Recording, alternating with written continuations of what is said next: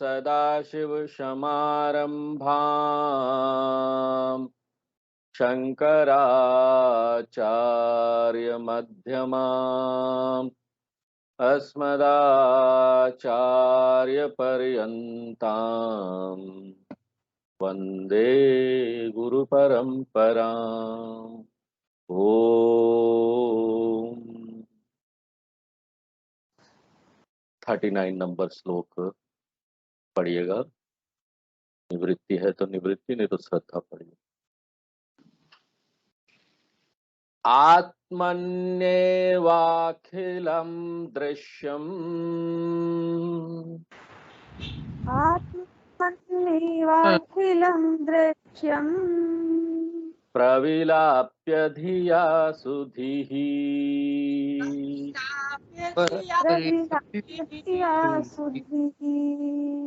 भावयेदेकमात्मानम्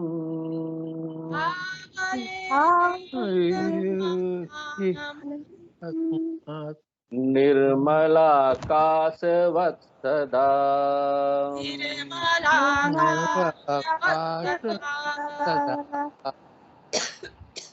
तो शंकराचार्य जी यहाँ पर इन श्लोकों में हमको निधिध्यासन के बारे में बता रहे हैं। ये श्लोक नंबर 32 से शुरू हुआ और जैसा कि हम पिछले कई क्लास में बताते आ रहे हैं कि निधिध्यासन और कुछ नहीं है किंतु जो आपने श्रवण और मनन किया है उसी को बार बार दोहराना है, उसी को बार बार रमण करना है, उसमें उसको बार बार याद करना है जो भी आपने अपने गुरु के मुख से श्रवण और मनन किया है। गुरु शास्त्र उपदेश से जो भी शिक्षा आपने प्राप्त की है उसको अपने मन में लाना है और उसमें जो उसका अर्थ है वो उसको देखना है ध्यान में। और जब इस शिक्षा को मन में बहुत समय तक रखते हैं बिना किसी भटकाव के, तो वो हमारे व्यक्तित्व में ओतप्रोत हो जाता है और यही उद्देश्य है ध्यान का। उद्देश्य यही है, यही हम करते हैं ध्यान में। शंकराचार्य जी ने हमको बताया यहाँ पर इस श्लोक में कि आत्मन्येवाखिलम दृश्यम। हमारे शास्त्रों का मूल शिक्षा क्या है कि यहाँ पर एकमात्र आत्मा ही सत्य है और पूरी जो दुनिया है, ब्रह्मांड है, जो मुझे अनुभव में आ रहा है वो सिर्फ दृश्य मात्र है, दृश्य अनात्म प्रपंच। और ये जो दृश्य अनात्म प्रपंच है ये और कुछ नहीं है, ये मिथ्या नाम रूप सिर्फ है। हमको ध्यान में ये देखना पड़ेगा कि संबंध क्या है आत्मा का और ये अनुभव में आने वाली दुनिया का, जो अनात्मा का हम यहाँ अनुभव करते हैं। रिलेशनशिप बिटवीन आत्मा एंड अनात्मा, संबंध क्या है आत्मा में अनात्मा में, ये देखना पड़ेगा। और रिलेशनशिप क्या है, संबंध क्या है? संबंध ये है कि मैं यहाँ पर जो आत्मा हूं वो सत्य हूं और यहाँ पर जो अनात्मा है वो क्या है, मिथ्या नाम रूप है। अनात्मा यहाँ पर जो है वो असार है, अठोस है, सिर्फ नाम है बोलने के लिए, हाँ? आकार है, रूप है देखने के लिए। ये पूरी दुनिया जो हमको ठोस दिखाई देती है, लगता है इसमें सार है, सार गर्भित लगती है, कंक्रीट लगता है, ठोस लगता है, वो एक्चुअली में ठोस नहीं है। ये सिर्फ मुंह की लहर वहर है। पंजाबी में एक कहावत है, मुंह की लहर वहर। मुंह से बोलने के लिए शब्द है और आंखों को देखने के लिए एक आकार है, किंतु सचमुच में कोई तत्व नहीं है, अपना इनका कोई अस्तित्व नहीं है। उदाहरण के लिए यहाँ पर एक टेबल रखा हुआ है, टेबल बड़ा सॉलिड लगता है, बहुत ठोस है, मेरे सामने रखा हुआ है। वेदांत बोलता है कि यहाँ पर ना टेबल बोल के कोई चीज नहीं, वो सिर्फ नाम है और आकार है। और जब हम इसको पहली बार सुनते हैं ना, बड़ा शौक लगता है हमको, शौक हो जाते हैं। ये कैसे बोल रहे स्वामी जी कि यहाँ पर सिर्फ यहाँ पर टेबल है ही नहीं, इसको तो मैं टच कर पा रहा हूँ, इसको छू पा रहा हूँ, ये बहुत ठोस है और इसमें कोई सामान भी रख दो, जो चाहे आप हैवी सामान भी रख सकते हो। आप ये कैसे आप बोल दे रहे हैं कि यहाँ पर टेबल नहीं है? और इसको जब हम आपको एक्सप्लेन करते हैं, वर्णन करके बताते हैं, तो आपको पता चल जाएगा ना कि ना ये जो ठोस दिखने वाला डेस्क है, टेबल है, ये कुछ और नहीं है, किंतु ये क्या है? लकड़ी है। आप जिस चीज को टेबल बोल रहे हैं वो तत्व नहीं है। यहाँ पर जो लकड़ी है, वुड है, वही तत्व है। टेबल तो बस सिर्फ नाम और रूप है, जिसका कोई तत्व ही नहीं है बोलने के लिए। आप इसका भार बोलेंगे, नहीं ये टेबल का भार इतना है। भार लकड़ी का है, टेबल का नहीं है। लकड़ी सत्य है और टेबल चेयर सब मिथ्या है। सोना सत्य है और उससे जितने भी गहने बनते हैं वो मिथ्या है। जल सत्य है और जल से जो लहर एक रूप लेके ऐसा-ऐसा करके उठ गया, ऐसा बन गया, आप बोल रहे लहर है, आपने उसको एक अस्तित्व दे दिया। सचमुच में कोई अस्तित्व नहीं। इसी तरीके से पूरी दुनिया आप देख रहे हैं ना, ये बन रहा है, बिगड़ रहा है, सब हो रहा है, तत्व इसमें कुछ नहीं है। ये सिर्फ नाम और रूप है। इनका अपना अस्तित्व नहीं है। वेदांत में हम पूरी दुनिया को मिथ्या समझ जान जाते हैं कि यहाँ पर इसमें कोई ठोस चीज नहीं, कोई सार सार नहीं है, और ये सिद्ध कर देते हैं। श्लोक में क्या बोल रहे हैं? प्रविलाप्य धिया। धिया यानी विवेक बुद्धि से हमको ये करना, समझ से ये करना। सचमुच में हम नहीं किसी चीज को नष्ट कर देंगे, विलय कर देंगे। सुधि किसके द्वारा? सुधि द्वारा। सुधि यानी जो जागरूक व्यक्ति है, सत्य को जानता है, ज्ञानी के लिए बोला गया। वो क्या करता है? आत्मा में यानी मुझ में दुनिया को मिथ्या समझ लय कर लेता है। जब तक हम दुनिया को नाम रूप देखकर मिथ्यात्व सिद्ध नहीं करेंगे, तब तक ये हमको परेशान करता रहेगा ना। भले हमारे लिए एक स्टेटमेंट हो जाए, ये मन में हमको तो पता चल गया, ये ज्ञान हो गया, बौद्धिक ज्ञान तो हो गया, लेकिन फिर भी विश्वास नहीं होता। ये सब ठोस दिखाई देता है। और जब तक मन में थोड़ा-सा भी सत्य बुद्धि रहेगा ना कि ये है, टेबल है, चेयर है, तो परेशान करेगा। टेबल खराब होगा तो हमको दिक्कत होगी, हैं? टेबल टूट गया कोने से, हैं? हमारा एक सुंदर साथी था साथ में, वो चला गया। तो यहाँ पर नाम रूप क्या है? सचमुच में क्या है? वो मेरे में ही यहाँ पर उदय होता है, मेरे में ही वो अनुभव में आता है, लेकिन वो मेरा कुछ बिगाड़ नहीं सकता। और इसका सबसे निकट का उदाहरण क्या है? स्वप्न। ये पूरा जो स्वप्न की दुनिया है ना, वो मैं अपने अंदर उसका अनुभव करता हूँ कि नहीं? मेरे अंदर उन सब पूरी स्वप्न का दुनिया का अनुभव होता है। लेकिन ये स्वप्न का दुनिया मुझे छू भी नहीं सकता। एक जागृत व्यक्ति को स्वप्न का दुनिया क्या कर सकता है? हम स्वप्न देखते हैं रात को, उसके बाद सुबह जब जग जाते हैं तो वो क्या मेरा बिगाड़ा? कुछ भी नहीं बिगाड़ा। इस सत्य को हमको ध्यान में देखना है। इसलिए बार-बार हम रिपीट करते हैं कि वेदांतिक ध्यान विचार वाला ध्यान। इसमें विचार को शून्य नहीं करते। और विचार क्या लेके आते हैं? अहम सत्यम जगत मिथ्या। और इसी को तकनीकी शब्द नाम दिया गया है यहाँ पर इस श्लोक में, प्रविलापनम। प्रविलापनम क्या? हम दुनिया को डिसॉल्व कर देते हैं। कहाँ डिसॉल्व कर देते हैं? अनुभवकर्ता में लय कर देते हैं। हम ही हैं वो। प्रविलापनम का अर्थ हुआ पूरी दुनिया को हम अपने में वो आत्मा जो हम हैं उसमें विलय कर देते। इसका क्या अर्थ हुआ? इस सत्य को देखना कि ये दुनिया मेरे से अलग है, इसका अपना कोई अस्तित्व नहीं। पूरी दुनिया को अपने में लय कर दिया। तो ये जो अनुभव करता है वो ये देख रहा है, इस सत्य को देख रहा है कि दुनिया मेरे से अलग होके उसका कोई अस्तित्व नहीं है। संक्षेप में ये पूरी दुनिया नाम रूप है। यहाँ पर कितने सारे अनुभव करता है? तो शंकराचार्य जी बहुत स्पष्ट कर देते हैं, एकम आत्मानम। यहाँ पर अनुभव की चीजें बहुत सारी है, लेकिन अनुभव करता क्यों कौन कितना है? सिर्फ एक ही है। और ये कहाँ पर स्थित है? शंकराचार्य जी बोलते हैं, निर्मल आकाशवत सदा। मैं वो अनुभव करता हूँ जो कहीं स्थित नहीं हूँ, आकाश की तरह। कहाँ स्थित है आकाश आप बोलेंगे? जबकि दूसरे हाथ जितना भी यहाँ पर वस्तु आपको अनुभव में आता है, दिखाई देता है, वो सब मुझ में स्थित है। इसलिए मैं आकाश की तरह हूँ। इसलिए तत्वबोध में हमने एक शब्द का उपयोग किया था, चिदाकाश रूप हम। बहुत सुंदर ये अभिव्यक्ति, अति सुंदर शाब्दिक शब्द।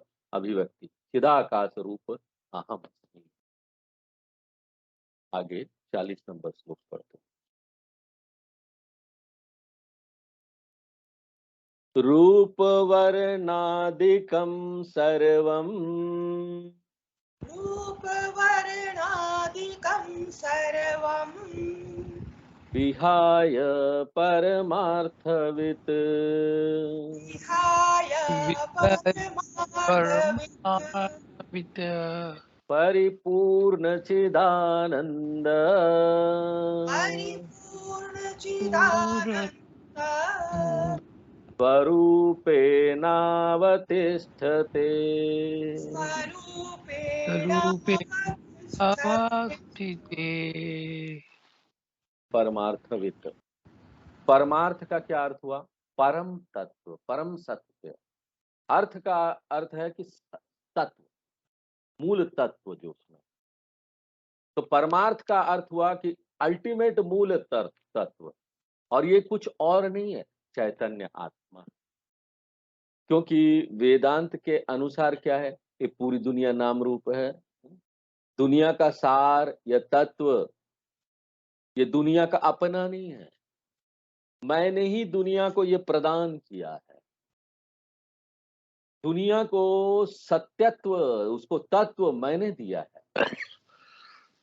इस उदाहरण को याद रखिए कि जो ये टेबल का तत्व है, ये टेबल का अपना नहीं है, ये टेबल कुछ और नहीं है, किंतु सिर्फ नाम रूप है। देखने के लिए लकड़ी को एक रूप दे दिया गया है,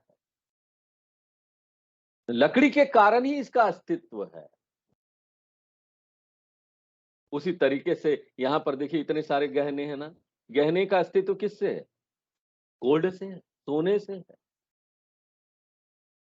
इतना सारा यहाँ पर गहना सब अलग अलग हमको दिखाई पड़ता, हमने कभी ध्यान नहीं दिया कि इस गहना क्या है, एक रूप दे दिया गया उसको, है तो वो सोना। और यहां पर से हमको इस उदाहरण को लेते हुए एक बड़ा जंप करना है, बहुत बड़ी कूद छलांग लगानी है। क्या छलांग लगानी है? कि दुनिया है ना, वो मेरे से अपना तत्व उधार लेता है। मैं जो अनुभव करता, जो आत्मा है, उससे ही ये पूरा दुनिया अपना तत्व उधार लेता है। ये आत्मा जो है वो मूल और एकमात्र यहाँ पर तत्व है, इसलिए आत्मा को बोलते क्या है? परमार्थ, परम अर्थ। परमार्थविद का क्या अर्थ हुआ? ज्ञानी ध्यान करता, जो ज्ञानी जो ध्यान कर रहा है वो क्या करेगा? रूप वर्णादिकम विहाय, ध्यान में बैठकर वो विचार पूर्वक नकारेगा। क्या नकारेगा? ये जितना भी व्यक्तिपन है ना, जो मैंने अपने ऊपर आरोपित किया है, व्यक्तिपन किसके कारण? मैं एक व्यक्ति किसके कारण हो जाता हूं? अन्नमय कोश, उसके कुछ बहुत धर्म है, उसको मैंने अपने ऊपर आरोपित किया है। कौन सारे धर्म? मैं यहाँ पुरुष हूं, मैं महिला हूं, मैं मनुष्य हूं, मैं बूढ़ा हूं, मैं यहाँ पर युवक हूं। बहुत सारे ये सारे जो धर्म हैं, लक्षण हैं, वो मैंने अपने ऊपर आरोपित कर लिया कि मैं ये हूं। स्थूल शरीर से लेकर अपने ऊपर कर लिया। वर्ण आश्रम धर्म का अभिमान होता है। यहाँ पर वर्ण जो लिखा हुआ है श्लोक में, उसको हम दो अर्थ में ले सकते हैं। एक तो है कि हमारे शरीर का कलर क्या है, कॉम्प्लेक्शन, उसको भी वर्ण बोलते हैं। बहुत सारे लोग हैं यहाँ पर, बहुत लोग वो चिंतित है अपने शरीर के कलर को लेकर। और आजकल वो शादी उदी भी जो होता है, न्यूज़पेपर वगैरह में आएगा कि विवाह नहीं हुआ, विवाह कोई बहुत फेयर कलर है तो होता है, उसमें लिखते हैं कि ये जो वर है, वधू है, ये फेयर कलर का, हमको वैसे ही वर वधू चाहिए। तो ये वर्ण हो गया, वर्ण का अभिमान होता है। मैं फेयर हूं, मैं डार्क हूं, गेहुआ कलर का हूं, आदि आदि। और दूसरा एक अर्थ क्या है वर्ण का? दूसरा अर्थ है जाति का, ब्राह्मण, क्षत्रिय, वैश्य, शूद्र। इनको हम विचार पूर्वक सबको यहाँ नकारेंगे। ये हमने अपने ऊपर कैसे आरोपित कर लिया है? अज्ञान के कारण। ध्यान में हम विचार पूर्वक एक एक को नकार देंगे। और ये हमने तत्वबोध में देखा था। तत्वबोध में क्या बताया गया? ना हम ब्राह्मण, ना वैश्य, ना शूद्र, ना पुरुषः। सब कुछ जो मैंने अपने ऊपर यहाँ आरोपित कर दिया है ना, उसको ना ध्यान पूर्वक ध्यान में हमको नेगेट करना पड़ेगा, नकारना पड़ेगा। रूप और वर्ण, रूप वर्णाधिकम। उसी तरीके से यहाँ पर कुछ बौद्धिक लक्षण है, कुछ भावनात्मक लक्षण है। भावनात्मक लक्षण क्या आता है हमारे मन में? मैं ना बहुत शांत व्यक्ति हूँ, मैं अभी डिस्टर्ब हो गया हूँ, आदि आदि। मन में भी ये सब भावना आती है। उसी तरह से बौद्धिक लक्षण है, क्या है? मैं पढ़ा लिखा हूँ, मैं पढ़ा लिखा नहीं हूँ। ये सबको क्या करना है? विहाय, श्लोक में बोले विहाय, डेलिबरेटली नेगेट कीजिए। विचार पूर्वक एक एक करके हमको यहाँ अपने से इसको निकालना है कि हम नहीं। इसलिए यहाँ पर देखिए शंकराचार्य जी ने इतना सुंदर ये निर्माण षटकम लिखा। 6 सुंदर श्लोक है उसमें, और ध्यान करने के लिए तो बहुत ही सुंदर है। इसको तो अगर कोई याद कर ले और मन मन ध्यान में अपना इसको पाठ करे और इसका अर्थ भी देखे, तो ये बहुत फायदा करता है। न मे द्वेष रागौ, न मे लोभ मोहौ, मदो नैव मे नैव मात्सर्य भावः, न धर्मो न चार्थो न कामो न मोक्षः, चिदानंद रूपः शिवोहम शिवोहम। इस तरह से 100 से भी ज्यादा कितने सारे ध्यान श्लोक हैं जिसका हम उपयोग कर सकते हैं ध्यान के लिए। और यहाँ पर ध्यान में 2 पक्ष है और दोनों बहुत महत्वपूर्ण है। एक तो है नकारने वाला पक्ष, हम नकारते हैं। दूसरा है हम एक चीज को दृढ़ निश्चय करते हैं कि हम दृढ़ निश्चय वाला पक्ष। एक हम क्या नहीं है, एक हम क्या है। और सचमुच में हम बोले यहाँ पर क्या हम नहीं है, शंकराचार्य जी इसको 3 लाइन में बता। क्यों? ये बहुत महत्वपूर्ण। क्या हम नहीं है उसको 3 लाइन। निर्वाण षटकम में भी आता है, मनोबुद्धि अहंकार चित्तानि ना, हम नहीं है। न च श्रोत्र जिह्वे नहीं है, न च घ्राण नेत्र नहीं है, न च व्योम भूमि, न तेजो न वायु नहीं है, हम चिदानंद रूप शिवो हम शिवो। क्यों? हमारी जितनी भी चिंता है ना, वो किससे संबंधित है? किसी न किसी अभिमान से संबंधित है। पुत्र का अभिमान है, पुत्र के लिए चिंता रहेगा। पुत्री का अभिमान है, पुत्री के लिए चिंता रहेगा। पिता का अभिमान है, पिता से संबंधित सारी चिंता आ जाएगी। पति पत्नी का अभिमान, ये जितने भी आइडेंटिफिकेशन है, हम जितने भी ये संबंध अपने मन में रखे हुए हैं, वो हमको ना बहुत सारा चिंता का गठरी, बड़ा गठरी बनाकर हमारे अंदर डाल देते हैं। और जब तक हम ये व्यक्तिपना को बनाए रखेंगे और हम सोचेंगे व्यक्तिपना को बनाए रखकर इन चिंताओं को अपने से दूर करें, तो कभी नहीं जाएगा। ध्यान के समय भी चिंता आएगा, और वो चिंता आपके लिए चिंता का विषय होगा कि हमको ध्यान के समय क्यों चिंता आ रहा है। इसलिए हमको ना जानबूझकर विहाय, इसको निगेट करना पड़ेगा, नकारना पड़ेगा। तो विहाय जो है वो नकारने वाला पक्ष है। तो दृढ़ निश्चय वाला पक्ष क्या है? यहाँ पर दूसरे लाइन में बोला गया, दृढ़ निश्चय करना कि मैं क्या हूं, परिपूर्ण चिदानंद स्वरूप। बार बार हमको अपने मन में ये लाना पड़ेगा कि हम परिपूर्ण अस्मि। मैं अभी अपने जीवन में किसी कमी का अनुभव नहीं करता। I don't lack anything in my life, I don't miss anything in my life. मेरे में अब कोई कमी नहीं है। दूसरे लोग बोलेंगे इसमें ये कमी है, उसमें वो कमी है, ये सब बोलेंगे, ये उनकी समस्या है। मैं अब अपने जीवन में, अपने मन में मेरे को कोई कमी का अनुभव नहीं होता। मुझे पूर्ण है, मैं अपने आप में पूर्ण हूं, चिदानंद स्वरूप, चिद रूप, चेतना रूप हूं, आनंद रूप। इसलिए बहुत सारे आचार्य ध्यान की किताबें लिखते हैं ना, तो वो ध्यान की शर्तें डालते हैं कि ध्यान करने से पहले आपका क्या शर्त, ये सारा होना चाहिए।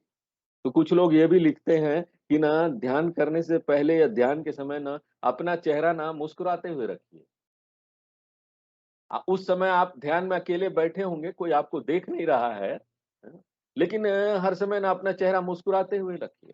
पूरा दिन अगर आप नाराजगी वाला चेहरा बनाए रखेंगे और दूसरों की तरफ गुस्से से देखते रहेंगे, हमको पता ही नहीं आनंद क्या होता है। अरे कम से कम ध्यान में तो थोड़ा-सा चेहरा को अपना ना मुस्कुराते हुए बना दो। आपको पता है क्यों?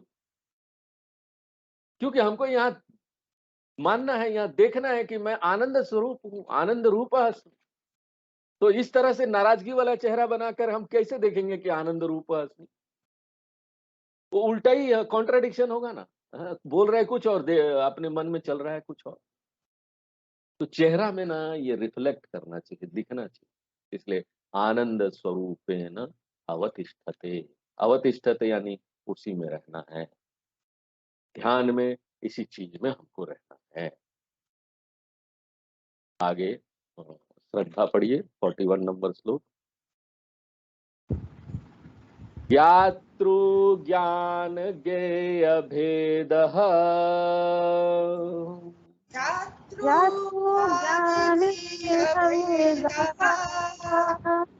परेणात्मनि विद्यते। हरिणात्मनि विद्यते। चिदानन्दैकरूपत्वात् चिदानन्दैकरूपत्वात् दीप्यते स्वयमेव हि।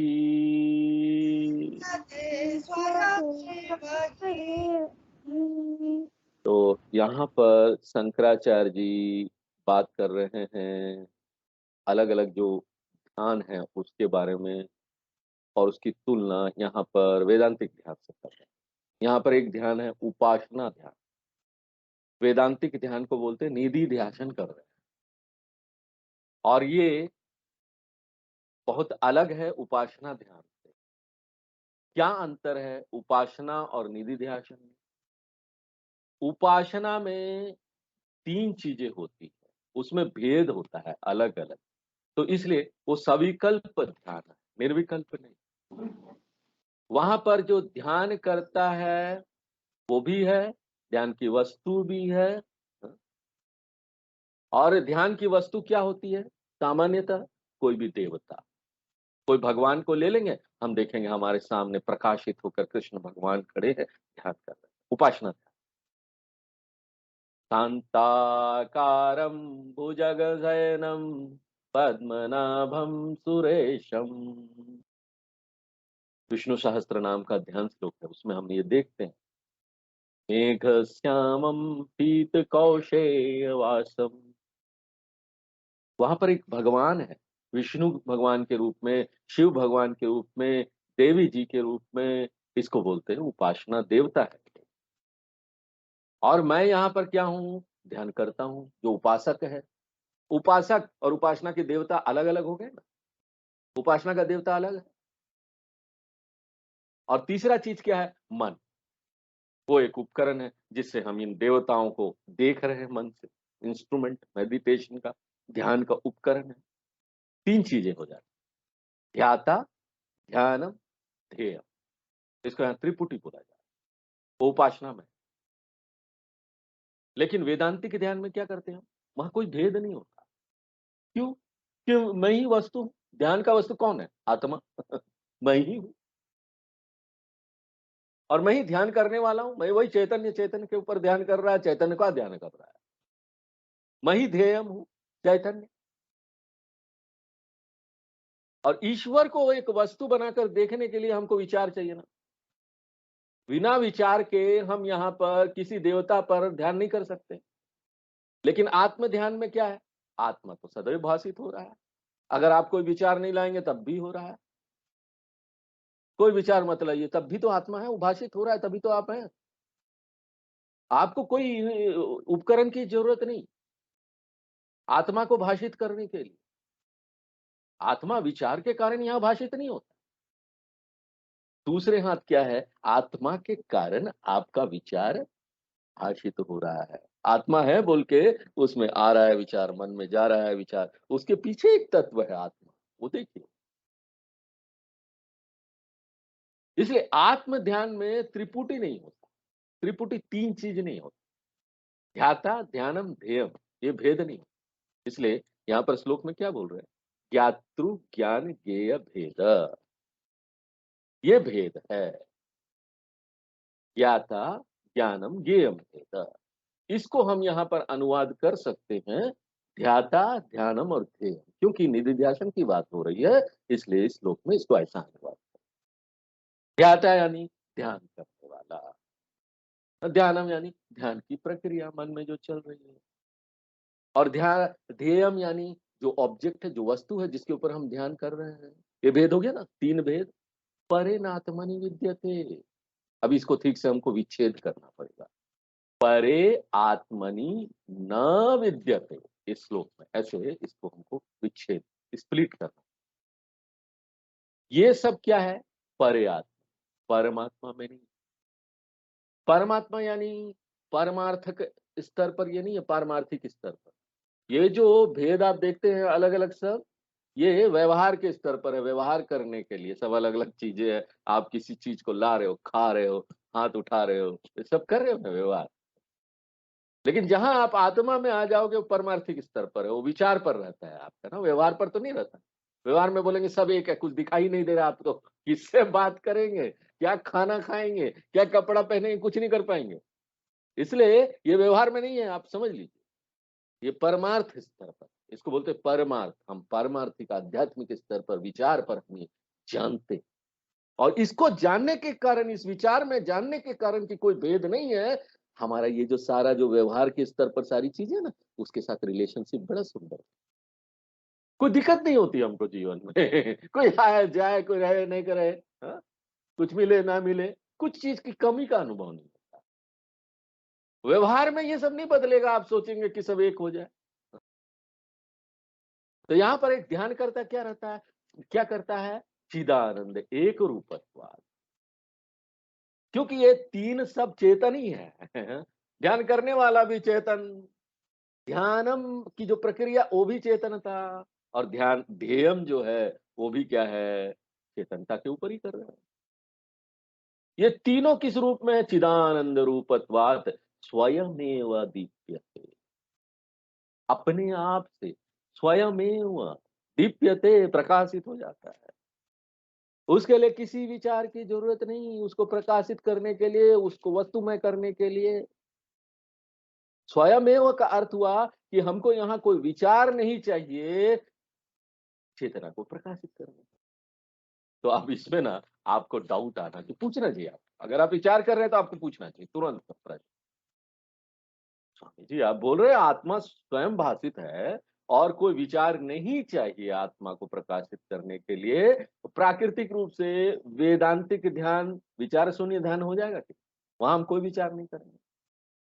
एक दो श्लोक पहले आप बोल रहे थे कि वेदांतिक ध्यान विचार शून्य ध्यान नहीं है, उसमें विचार लाना पड़ेगा। और यहाँ आप बोल रहे विचार की जरूरत नहीं, आत्मा अपने आप भाषित होता है। हा? अगर आत्मा अपने आप भाषित होता है, विचार की जरूरत नहीं है, तो हम ध्यान में क्यों विचार लेके आए बताइए?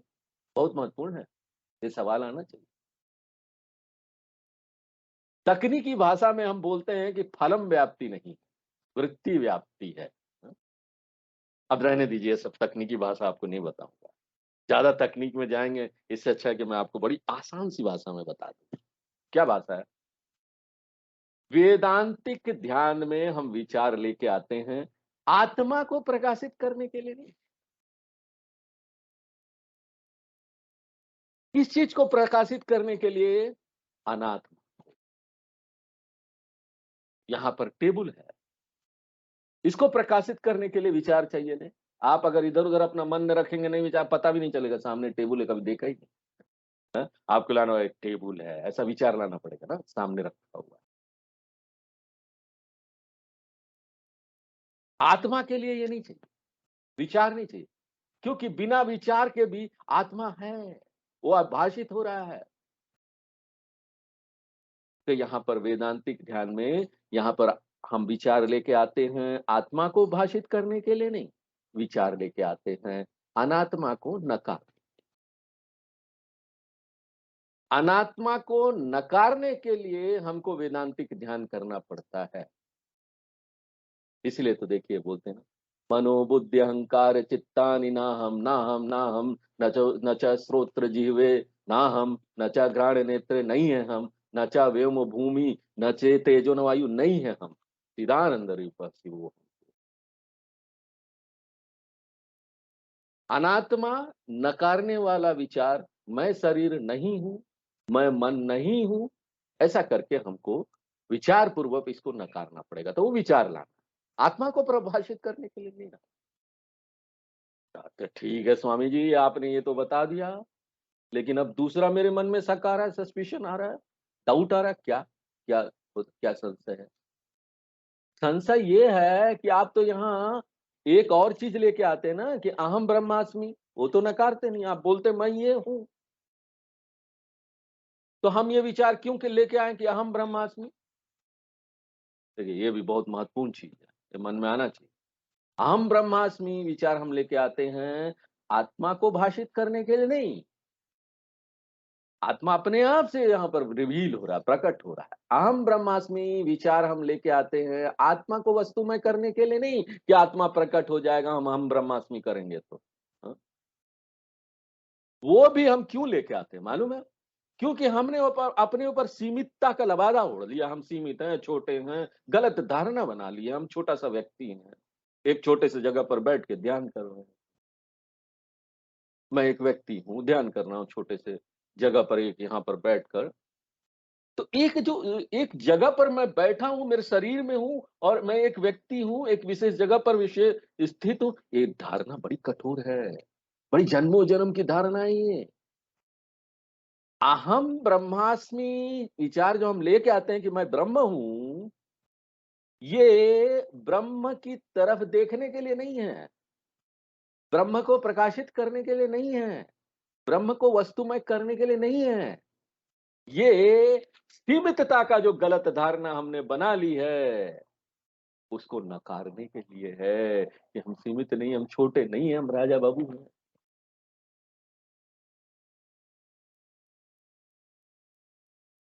ये जो आत्मा के ऊपर, एक चेतनता के ऊपर जो हमने लबादा ओढ़ लिया सीमितता का कि हम छोटे हैं, उसको हटाने के लिए है।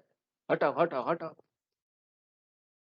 तो यहां पर विचार की जरूरत है दो चीज को नकारने के लिए।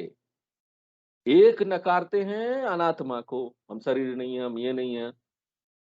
और दूसरा जो हमने यहाँ पर सीमितता का लबादा ओढ़ लिया, उसको नकार।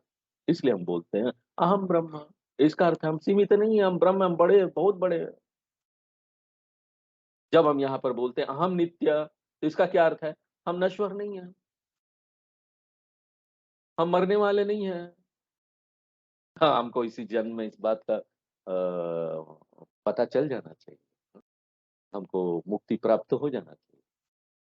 लेकिन अभी भी हमको लगता ना, अभी तो समय है, कोई बात नहीं, थोड़ा दिन और सुनेंगे तब होगा। हाँ? अभी बहुत साल है मुक्ति प्राप्त करने के। तो ये जो मेरे मन में आइडिया आ रहा है कि अभी और समय बचा हुआ है, इसका क्या मतलब है? कि मेरे मन में ये धारणा कठोर रूप से बनी हुई है कि मेरी एक दिन मृत्यु हो जाएगी। अहम नित्य ये विचार लाकर हमारा उद्देश्य क्या होता है कि ये जो मन में मेरी धारणा बनी हुई है ना कि मैं नश्वर हूं, ये विचार को हम नकार दें।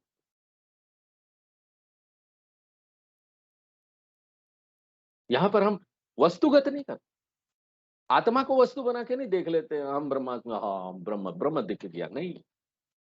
ये गलत धारणा को हटाने के लिए है, अध्यास निवृत्त अर्थ।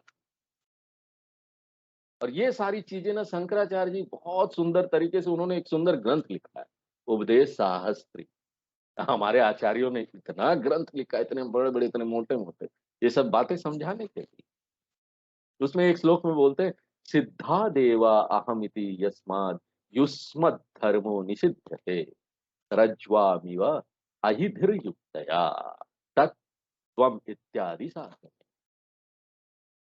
ये जितनी भी वेदांतिक शिक्षा है ना, वो नकारने के लिए है, मेरे से सब निकालने के लिए। निकालो, छीलो छीलो, हटाओ। और जब हम ये सब नकार देंगे तो बच क्या जाता है? मेरा सचमुच का स्वरूप तब जाकर बच जाता है, वो चेतना तब जाकर बच जाता है।